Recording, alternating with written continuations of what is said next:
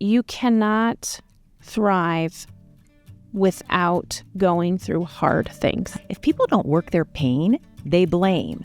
And instead of getting our eyes off ourselves and putting on someone else, to notice that and go, what am I to learn about this? Welcome to Thrivist, where we share real stories, psychology, practical wisdom, and hope. We're here to inspire you with stories of overcoming and the lessons people learn along the way. We believe in humanity, and we know that we can all build resilience and thrive. Or at least low-key thrive at best. I'm AudrieAna. And I'm Emily. And we are life coaches, therapists, and colleagues at Learn to Thrive. And we are here to inspire you with stories of overcoming. And so if you did not get a chance to listen to our first episode, we hope that you will listen to that. It kind of tells the story of why we wanted to start this podcast. Mm-hmm. And so as we're starting today, our second episode, I just thought it might be nice to get to know us a little better, spend just a couple minutes. So Emily, what is something that you might want to share with people who are listening? Something about you, maybe that not everyone knows, or, okay, an interesting fact? A fun fact. Many years ago, I went to a MAC school, a Division I MAC school for my education up in Northern Ohio, and I was the school mascot. Yes, I was. Nice. Yes. So I love that. Yeah. What is the mascot? Frida Falcon. Yes. Frida the Falcon. So then you were at the games, and did you do like flips and cartwheels and all this stuff? Wow. Hockey is a big deal in Northwest Ohio. So okay. I got to skate.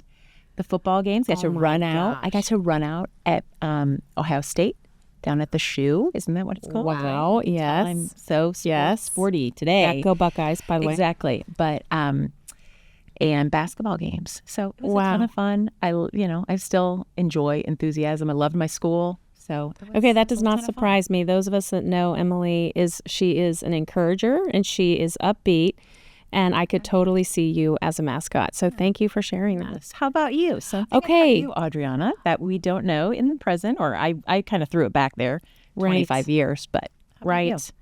So I'm going to go a totally different route. I could go something along that, but I'll do totally different. So I am half Mexican. I grew up in a Mexican-American home, and my father immigrated from Mexico. He came here to be a physician, a gastroenterologist to be exact, and married my mother, who is an American. So in my household, we spoke Spanish. Most of the time when my dad was home, we had to speak Spanish, and then we would speak English, when he was not home. So grew up in a bilingual home, and lots of cross-cultural experiences going back and forth to Mexico. Went to a school where I was the only minority, so to speak. So, but, even though I don't look like a minority, still walking through the hallways, if my dad came to a practice or to a performance, he would only speak to me in Spanish. So because I wasn't in LA or Texas or someplace where there was a big Latino community, I felt sometimes I was a little embarrassed about that. Yeah. And now I'm really proud of that. Cool. So yeah, that's my full circle. That's my interesting fun fact. Yeah. Yes. I love that about you. Yeah. And it leads me to one more quick question. What do you think about the Mexican-American food? Like, do you have a refined palate that your enchiladas are like? Yes. I'm sure they're not my enchiladas. Yeah. Yes, I have a refined palate on the Mexican food, but I also, Tex-Mex is awesome. So I like food. Yeah. Just in general. So if it's made well, it doesn't have to be totally authentic. But of course, I love authentic Mexican food. Oh, yes, my abuelita made amazing food, and she would come and stay with us for months at a time and make all of the amazing buñuelos and tamales and picadillo and all the good stuff. It's really, really good. Muy bien, amiga. Muy bien. I love it. Yes, that sounds wonderful. Well, thanks for taking time for the fun fact. But now we get on to the meat of what we're talking about. Yes. So when we started really exploring why a podcast and why now, we started really talking and looking at, hey, there are some themes to thriving. Right. And let's get those out there. Let's amplify those. Let's not keep those just in the therapy room. Let's take those out through the airwaves. So here we are. And we created the pillars of thriving. And we have 10 of them. So drum roll, why don't we start sharing them? Yeah. And like I said in our first episode, Emily and I came up with these pillars of thriving based on years of counseling and coaching, working with individuals, couples, and families, and teaching.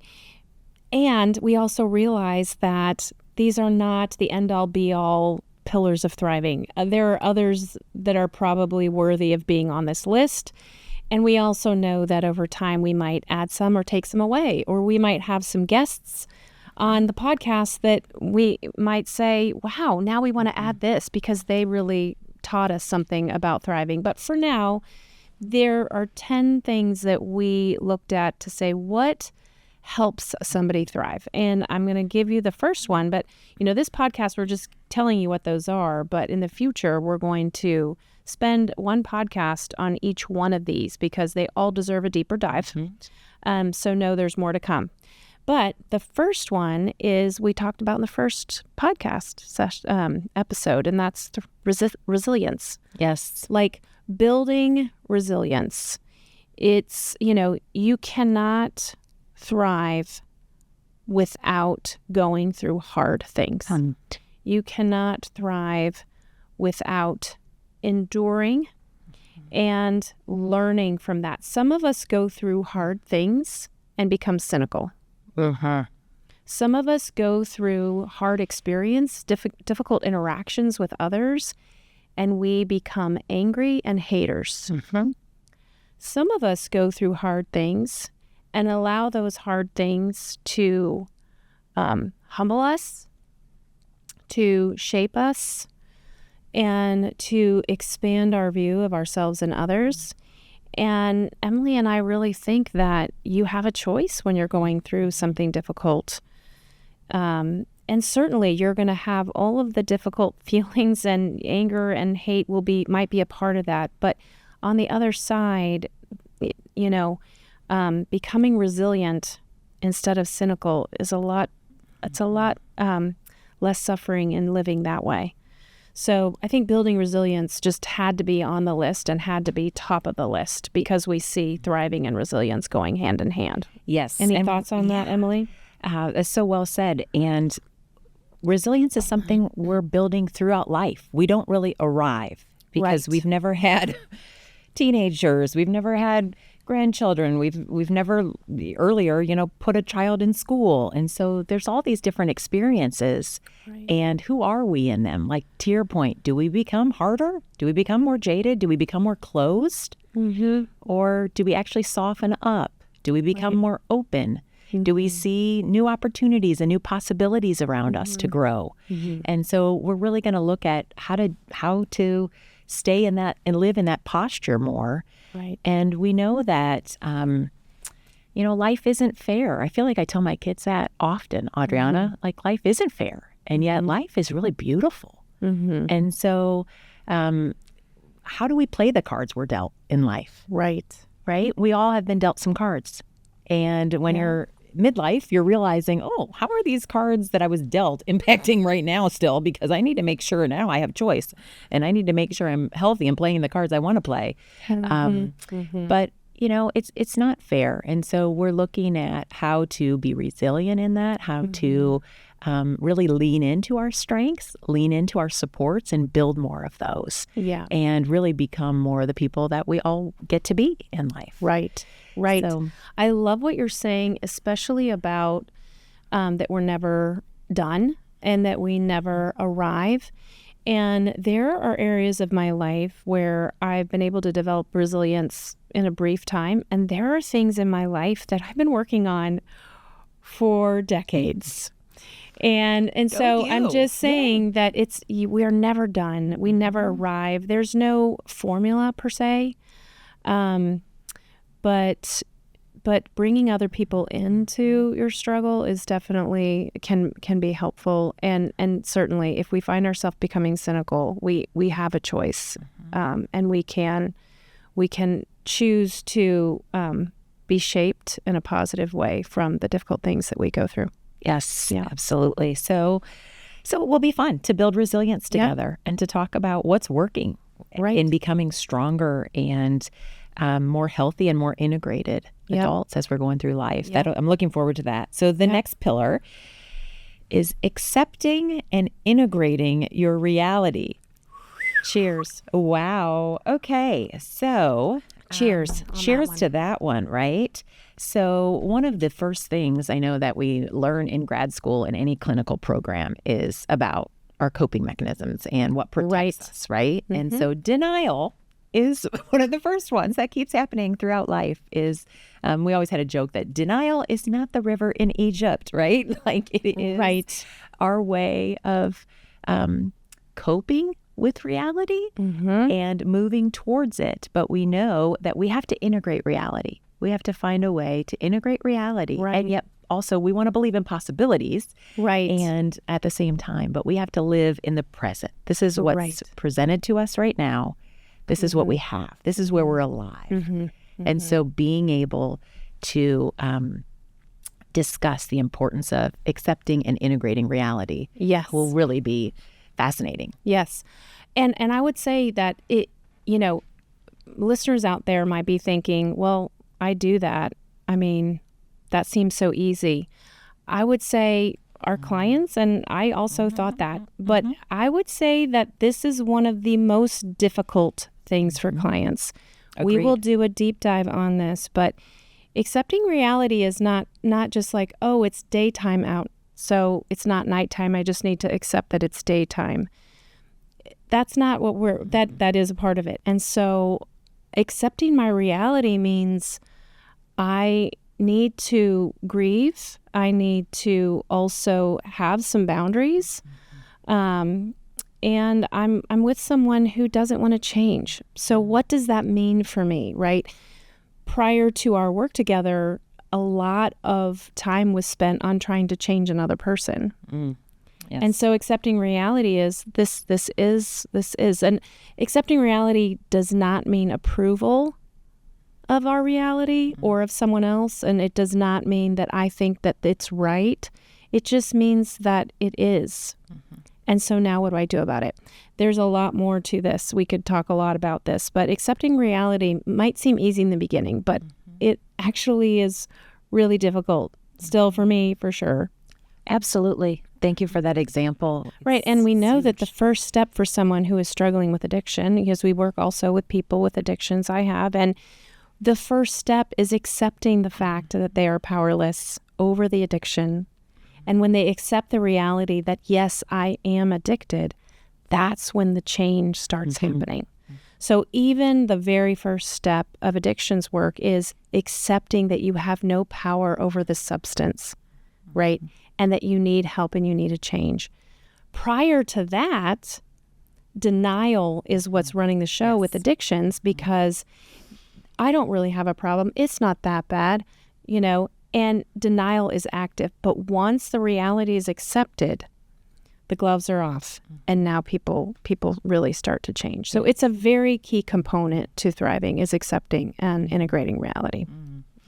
Yeah, and well said. So moving on to number 3, our next pillar of thriving is knowing your story as an adult, knowing your trigger and your adaptive strategies that you're using every day to live and function in this world. And this is huge because I guess I kind of think of this as almost like a physical bruise, AudrieAna, where you have a bruise and it's healing up in your physical skin, in your body. However, as you're going through the day, when it's pushed upon, when it's touched upon, ouch, I'm a little sensitive to that, or, oh, that's there. It's still a bruise. Yeah. And so sometimes over time, with the reps in life, some bruises just are. They are. And we accept that, wow, that's always a little sensitive, and I need to share that that's a little sensitive for me, right? Right. With the people we're doing life with that are close with us, so that we're not triggered. We're not over responding to things. We're not, showing up in ways that we don't want to be. So it's huge to understand and have that awareness throughout life of our triggers, particularly when people we love are growing up. That's another big thing that happens. Right. When our children get to ages, when we've had experiences in our own stories, whoa, we get triggered again. We get triggered again. So triggers keep happening, don't they? I think this is a very, very important pillar.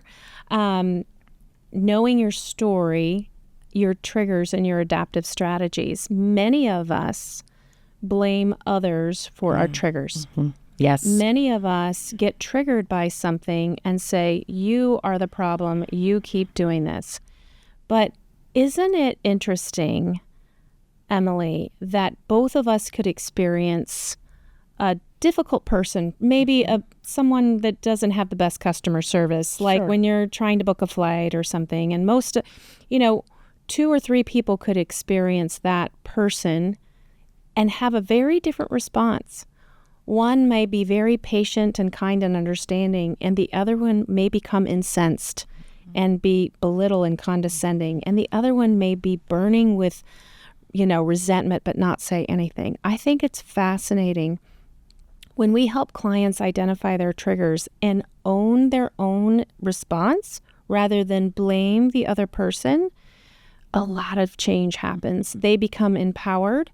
And then I particularly love the work of Pia Melody, and you'll hear her name over and over again. I'm trained in Pia Melody's work as a developmental and relational trauma therapist. And, it is possible to heal those triggers. People think, well, I'll always just be sensitive in that way. Yes, to an extent, but with deep healing, that trigger is either gone or it is so far less impact on my life. So there's hope for you if you're one that's super sensitive in some areas. There's work you can do to release that. Knowing your story, knowing your triggers, and how you adapt to life is very important to thriving. It absolutely is, and it's continual. It's not a one and done. It keeps going as our view every day changes. So, well, the pillar number 4 is probably one of my favorites, and it's one of the first things that I remember you telling me when you stopped in my office at one point. We were having a heart-to-heart about, current events or something just in the world that was happening, and you said, if people don't work their pain, they blame. I was like, oh, that is a gold nugget. That is so true.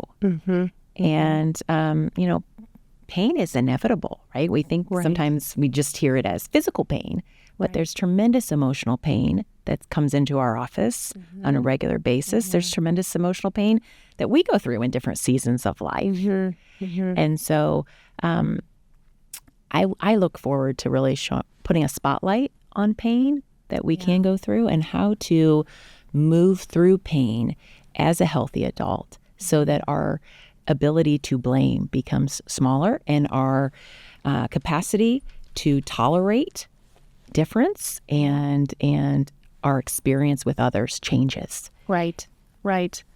I'm really glad that resonated with you. I mean, as a couples and family therapist as well, I think that I see it in me in my own life, and I see it in my couples that I work with. It's so, when we get wounded and hurt by somebody, it's natural for us to blame. When we blame, we get our eyes off ourselves and we put our eyes on others. And it is quite a tricky adaptive strategy. I can avoid my woundedness and my pain by looking at you and telling you how to be. And so I think that our ability to notice that we're hurt by something, and instead of getting our eyes off ourselves and putting on someone else, to notice that and go, what am I to learn about this? What area in my life is not healed yet that still hurts, that I can't just say, oh, that person was just being rude, they're having a hard day. I'm not going to take it personally, right? Yes. So many of us have had it. I don't care if you have come from what seems like the healthiest family on this planet. If you did not have perfect parents, which none of us had perfect parents, right? So if deep you, breathing, exactly. yeah, deep breathe. You know, I'm a parent and I have not been a perfect parent. And so we all have things that, you know, little wounds, little traumas, and some really deep wounds and big traumas. And so, you know, it behooves us. There's an old-fashioned word that my grandma used to say. It behooves us to know our pain and to work to heal that. Because when we do, we can receive love better, we can give love better and more freely, and we really reduce our suffering as we walk through the world. Yes. And we have a more vibrant inner life. Yeah. Like you said. Sometimes with this as well, I think about grief, AudrieAna. You know, it's a universal part of life, and it's probably the biggest on the emotional pain that we can go through. And yet what comes into my office a lot is just grief. Because we're grieving. Grief is a regular part of life, not the grief of I've lost this person, they've been with me always and now they're gone. But the grief of something I always wanted and I've always longed for and it's not happening. The grief of something that I had for a short amount of time and now it's gone. It's gone. And the emotional pain of that. Yeah. And so the permission that we give and that our field gives to slow down, to feel grief and loss, and like you said, then to move forward much more integrated and without more blame. Right. I love that you mentioned grief, because grief is a part of all of these pillars. I bet you if we went through all 10, and I just had that thought, but I think there's grief work around every one of these pillars because grief is a part of life. I also have worked with clients who have not grieved something and held on to it without knowing for years. And then they come in and something opened that up in them and they grieve. And I've also worked with people who have had a significant loss, and within a week they are in my therapy office already having that safe space to work that grief. So it's never too late. There are people who we've worked with, and I know you've worked with some elderly clients who have held on for a long time to something, and they're trying to make peace with it before their last days. So there's always time to work grief, and it's definitely a part of all of these pillars. But absolutely know your pain. If you don't know and own your pain, you will blame. Yes. Yeah. I can't wait. More to come on that. You can tell I'm excited to share on that one. So the next is acknowledging and respecting differences. Wow. Biggie. Yes. Biggie. Acknowledging and respecting differences. It's almost like you talk about a throwback, something maybe you learned in kindergarten or I don't know. But somehow we need to illuminate it again in the world, don't we? Right. Okay. So it is 2026. We are in late February. So I don't know when you're going to be listening to this podcast, but the world has been a challenging, tumultuous, polarized place. And not just in America, but the whole globe. And we thought that we had to put this pillar in there. We had to talk about difference. Now, we are working with clients on acknowledging difference both within their families as couples. Sometimes parenting adult kids is really challenging because our adult children, we've taught them to have a brain and think for themselves, and all of a sudden they disagree with us on politics, religion, how to raise kids, their finances, you name it. This is what we're working on with clients, is trying to help people see that you have a right to live the way you want to live, but you can't tell people who to be and how to be. You know, of course, there's rules and regulations and laws, but acknowledging difference and respecting difference is a key component to resilience and thriving. Yeah. Did you ever see that movie many years ago, The Social Dilemma? No, I did not, but I have heard a lot about it. Okay. So I think that was one of the first films in the last decade that really illuminated the algorithms. Yes. If you've not seen Social Dilemma, it's a Netflix documentary all about really how we are the customer. Right. On, what they're selling us and what they want us to like and continue to engage with, and then how the algorithms are actually set up to create polarization. Right. And different thought leaders and IT executives talking about what that may create over the next century. And so I felt like it gave me a bit of an understanding about how sometimes something I feel strongly about or that's a value to me, AudrieAna, I start seeing that on my feed continually. Right. I'm like, wait a minute, everybody's come around. Everybody agrees, that to Or harmony. You start seeing things on your feed that are opposed to that. Yes. To create this polarization so that you get, riled up about someone who opposes your view, and it kind of keeps people in their corners. So I think, again, just because of the time that we're in, we felt like this was really, really important.